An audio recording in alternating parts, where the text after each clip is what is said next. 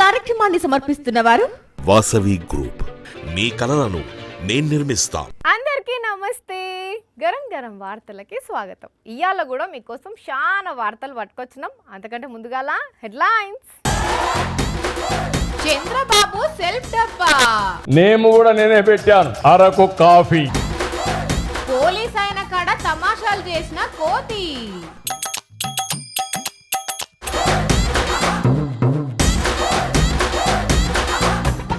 Hitech city కట్టింది ఎవరు? చంద్రబాబు. నేనుంటే కరోనా వచ్చేదా తమ్ముళ్ళు అన్నది ఎవరు? చంద్రబాబు. ఫోన్పే గూగుల్ పే వాడుతున్నామంటే దానికి కారణం ఎవరు? ఇంకెవరు? చంద్రబాబు. అంతెందుకు, మొన్నటికి మొన్న గ్యాస్ బుడ్డిలను కూడా నేనే తెచ్చినా అని ప్రమోట్ చేసుకున్నాడు. ఓ, ఇట్లా ప్రపంచాన్ని తానే నడుపుతున్నట్టు డప్పాలు కొట్టుకుంటాడని ప్రతిపక్ష పార్టీలు బాబుగారి డబ్బాల గురించి గప్పాల గురించి చెప్తారు కదా. అయితే బాబుగారు ఇప్పుడు ఇంకోటి కనిపెట్టిండటనుల్లా. నేమ్ కూడా నేనే పెట్టాను, అరకు. నేమ్ కూడా నేనే పెట్టాను, Araku. Beautiful name, sweet name, Araku coffee.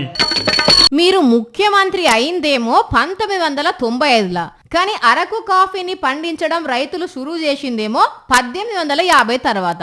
అంటే అప్పుడు మన దేశం బ్రిటిష్ వాళ్ళ చేతులు ఉన్నది.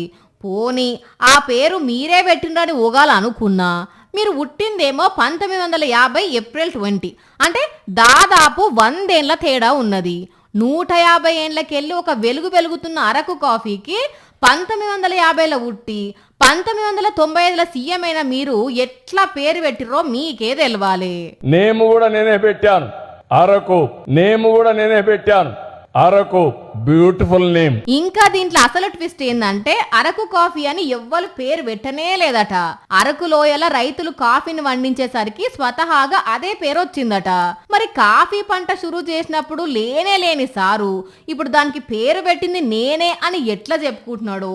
ప్రమోట్ చేసినా అని ఎందుకు గప్పాలు కొట్టిండో గాని బాబు గారి మాటలు విన్న జనాలు ఇప్పుడు సోషల్ మీడియాలో మస్తు ట్రోల్ చేస్తున్నారు.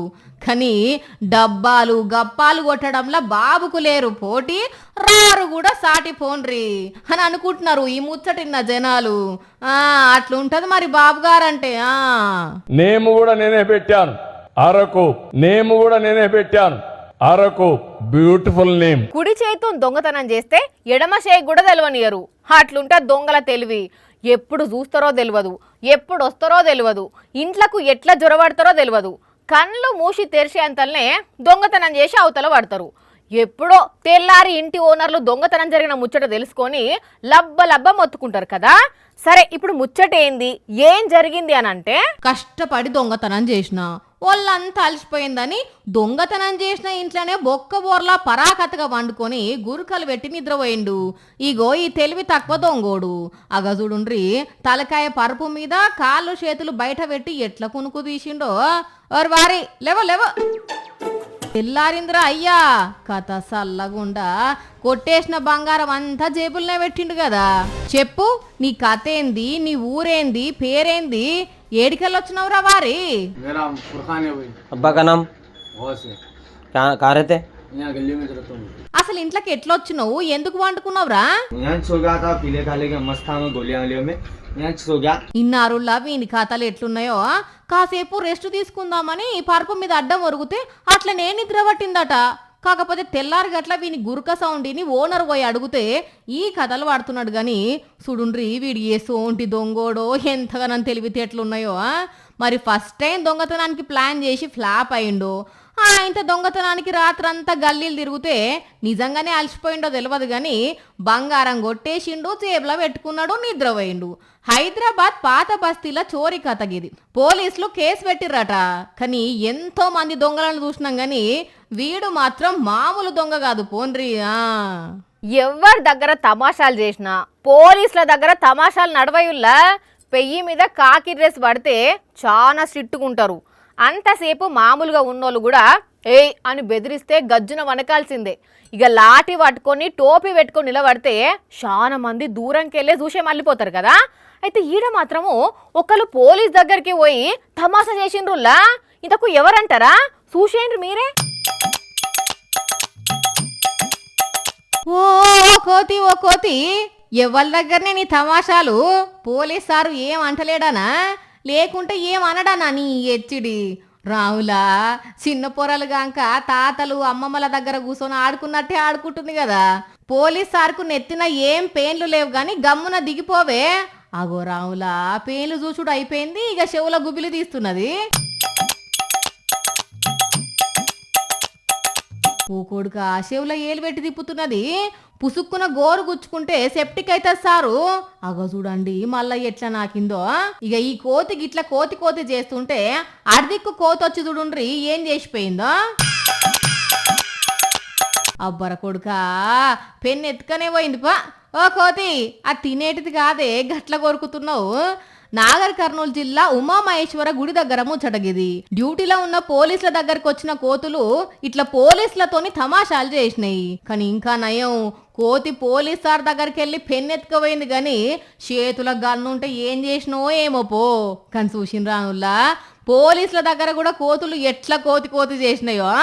సంటి బిడ్డ కొంచెం సేపు అవుపడకపోతే వామ్మో నా బిడ్డ ఏది అని తల్లి ఆగమాగమవుతుంది. పాపకు ఏదైనా చిన్న దెబ్బ తలిగి ఏడుస్తుంటే అయ్యో ఏమైందమ్మా ఊకో ఏం కాదని ఎత్తుకొని ఆడిస్తుంది. పిల్లల మీద తల్లికుండే ప్రేమ అది. అక్కడ ఒక ఆడ చిన్న పాప లిఫ్ట్లో ఇరుక్కపోయి మమ్మీ అని ఏడుస్తుంటే లిఫ్ట్ బయట ఉన్న తల్లి తన బిడ్డ కోసం తల్లడిల్లిపోయిందుల్లా. అయ్యో ఎంత పనాయరా చూసురానుల్లా. ఆ బుజ్జి ఎట్లా గుక్క పెట్టి ఏడుస్తుందో. ఊకో ఏడవకు. పాపం గంట సేపటి నుంచి ఏడుస్తూనే ఉన్నది. అసలు ఏమైందనంటే గ్రేటర్ నోయిడాలో ఒక పెద్ద అపార్ట్మెంట్ల కరెంటు సప్లై ఆగిపోయేటాలకు ఈ లిఫ్ట్ నడిమిట్లా జామ్ అయింది. అదే టైంలో అపార్ట్మెంట్లో పనిచేసే పని మనిషి ఆ ఇంటి ఓనరు బిడ్డనెత్తుకొని లిఫ్ట్లో వస్తున్నది. సడన్ గా లిఫ్ట్ ఆగిపోయేసరికి వాళ్ళ అండ్ల ఇరుక్కపోయిళ్ళు. వెంటనే ఆ పాప తల్లిదండ్రులు అపార్ట్మెంట్లో ఉండేవాళ్ళు మెయింటెనెన్స్ వాళ్ళు వచ్చి లిఫ్ట్ డోర్ ఓపెన్ చేద్దామని చూసిళ్ళు గాని అవి తెరుచుకోలేదు. లిఫ్ట్ లోపట సిమ్మ చీకటి. ఉక్కవోతకు ఆ సంటి పిల్ల భయపడి మమ్మీ అని ఏడుస్తుంటే లిఫ్ట్ బయటున్న తల్లి అయ్యో బిడ్డ అని తల్లడిల్లిపోయిందుల్లా. గంట సేపు ఎట్లనో అట్లా తిప్పలు పడి లిఫ్ట్ డోర్లు ఓపెన్ చేసి పని మనిషితో పాటు ఆ సంటి పాపను బయటకు తీసిళ్ళు. ఈ లిఫ్ట్లతోని గిదే పరశాని. ఎప్పుడు ఏమైతుందో తెలియదు అని అంటున్నారు అపార్ట్మెంట్లో ఉండేవాళ్ళు. మనం ఎంత అలర్ట్ ఉన్నా దొంగలు మనకంటే హుషారుంటారులా. మన కళ్ళ ముందే మన ఫోన్లు పర్సులు బ్యాగులు కొట్టేసినా మనకు తెలియదు. తెలిసినాక అయ్యో నా పర్సు వామ్మో నా ఫోను అని మొత్తుకునేటాలకు వాళ్ళు అక్కడి నుంచి అవతల పడతారు. మొగోళ్ళే కాదుల్లా ఈ నడుమ ఆడి దొంగలు సుత బాగా ట్రైనింగ్ అయ్యిళ్ళు. అక్కడ చూడుండ్రి వాళ్ళ టాలెంట్ ఏ లెవెల్ ఉన్నదో. ఈ నడుమ కస్టమర్లెవరో దొంగలెవరో తెలుస్తలేదులా. కస్టమర్ల లెక్కొచ్చి బేరమాడి మోకా చూసి అందిన కాడికి మూట కట్టుకొని అవతల పడుతున్నారు. ఆ నగల షాప్ లో బేరం చేస్తున్న ముగ్గురు ఆడోళ్ళు కస్టమర్లు అనుకునేరు. కాదు, నెంబర్ 1 దొంగలు. పాపం ఆ కౌంటర్లా తాత ఒక్కడే ఉన్నది చూసి ఆ షాప్ కు సూటి పెట్టిళ్ళు. అది చూపెట్టు ఇది చూపెట్టు అని ఇద్దరు లేడీస్ ఆయనను మాటలల్ల పెట్టిళ్ళు. ఇంతల్నే ఇంకొక ఆమె లోపటున్న బ్యాగ్ అందుకొని సంకల పెట్టుకున్నది. ఎంబటే ఒకరెనక ఒకరు లేచి అవతల పడ్డరు. ఆ బ్యాగుల 2.5 లక్షల క్యాషు, 7 లక్షల విలువైన బంగారము వెండి నగలు ఉన్నాయట. ఇదంతా షాపుల్నే ఉన్న సీసీ కెమెరాల రికార్డ్ అయింది. వాళ్ళ కోసం దేవులాడుతున్నారు పోలీసులు. మొగోళ్లను మించిపోతున్నారు కదా ఆడి దొంగలు అని అనుకుంటున్నారు ఈ ముచ్చట తెలిసిన చుట్టుపక్కల దుకాణాల ఓనర్లు.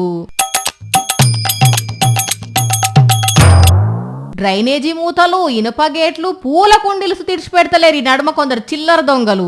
ఇగో ఈ జంట కూడా గదే బాపతుల్లా. బైక్ మీద వచ్చి ఏదో పనున్నట్టు అక్కడ ఆగిళ్ళు. వెనక కూర్చున్నామే బండి దిగింది. ఎవ్వరు గుర్తుపట్టకుండా హెల్మెట్ పెట్టుకున్నది. ఆ తర్వాత ఆమె చేసిన పని చూస్తే షాక్ అవుతారు. అగో చూసిల్లా కుక్క బెదిరించి చెప్పెత్తుకపోయినట్టు ఆ ఇంటి ముందు బండికి పెట్టిన హెల్మెట్ ఎత్తుకపోయేళ్ళు. ఊర్ని హెల్మెట్ ఎత్తుకపోయేందుకు ఇద్దరాక గింత పెద్ద స్కెచ్ చేసిల్లని ఆశ్చర్యపోయినరు. సీసీటీవీ ఫుటేజ్ చూసిన బండి ఓనరు ఏం దొంగలో ఏందో పోండ్రులా. పక్కోడు కష్టాలలో ఉంటే మనకెందుకు తీయని లైట్ తీసుకునే వాళ్ళు చాలా మంది ఉంటారులా. రోడ్డు మీద పోతుంటే ఎవరికన్నా టక్కరై రక్తాలు గారుతుంటే సుత చూసినట్టు వెళ్ళిపోతారు. ఇంకొందరైతే చుట్టూ దడిగట్టి సినిమా చూసినట్లు చూస్తుంటారు. కానీ అక్కడక్కడ కొంతమంది ఉంటారు, మనుషులే కాదు ఆపతులున్న మూగ జీవాలను కూడా ప్రాణాలకు తెగించి కాపాడతారు. అయ్యో పాపం, వరద నీళ్ళలో కొట్టుకొచ్చినట్టున్నదా కుక్క. అక్కడి నుంచి బయటపడేటందుకు తనలా అడబట్టింది. మీదికి ఎక్కుదామని ట్రై చేస్తుంది గాని దాంతోనైతలేదు. దాని బాధ చూసి ఆ ఇద్దరు అన్నలు రిస్క్ తీసుకొని ఆ కుక్కను కాపాడదామని పోయిల్లు. కొంచెం అటుటైతే వాళ్ళు చూత కాలు జారి వరదల కొట్టుకుపోయే పరిస్థితి ఉన్నది అక్కడ. అయినా దాన్ని మీదికి దిద్దామని చూస్తే అది చేతికి అందుతలేదు. యువతలు దిక్కున్న ఆయన ఒక తువ్వాలు ఇసిరేస్తే వాళ్ళు దాన్ని ఆ కుక్కకు అందించిల్లు. అది తువ్వాలను పండ్లతోని గట్టిగా పట్టుకుంటే మీ దిగ్గుంజిల్లు. అమ్మయ్య అనుకో నా కుక్క అక్కడి నుంచి వెళ్ళిపోయింది. జనాభా పెరుగుతున్న కొద్దీ అడవులు తగ్గిపోతున్నాయి. ఏడి కాడ మొత్తం చెక్కేసి ఫామ్ హౌస్లు బిల్డింగ్లు కట్టుకుంటున్నారు. దాంతో పర్యావరణం దెబ్బతింటుంది, వాతావరణం వేడెక్కుతుంది, వానలు పడతలేవు. అయితే అతివృష్టి లేకుంటే అనావృష్టి అన్నట్టున్నది. మొక్కలు నాటడం ఒక్కటే ఈ సమస్యకు పరిష్కారం అని అంటున్నారు సైంటిస్టులు. అందుకే అక్కడ ఒక అన్న సైలెంట్గా తన ప్రయత్నం తాను చేస్తున్నాడు. ఎవరో వస్తారు ఏదో చేస్తారని ఎదురు చూడకుండా లోక కళ్యాణం కోసం సైలెంట్గా తన పని తాను చేసుకుంటున్నాడు. ఇంకో ఈ అన్న పర్యావరణం మీద అవగాహనతోనే నలుగురికి అక్కరొచ్చే పని చేస్తున్నాడు. ట్రైన్ డోర్ దగ్గర కూర్చొని సంచిలో తీసుకొచ్చిన విత్తనాలు బయటికి చల్లుతున్నాడు. పండ్ల గింజలు, పిక్కలు, ఇంకా వేరు వేరు విత్తనాలు ఇసురుతున్నాడు. ఇది వానాకాలం కాబట్టి ఈయన చల్లిన విత్తనాలు రైలు పట్టాల పొంటి మొలకలెత్తి పెద్ద చెట్లయితే ఆ చెట్లు పక్షులకు, తతిమ జీవరాశులకు ఉపయోగపడతాయి అన్నది ఈ అన్న ఆశ.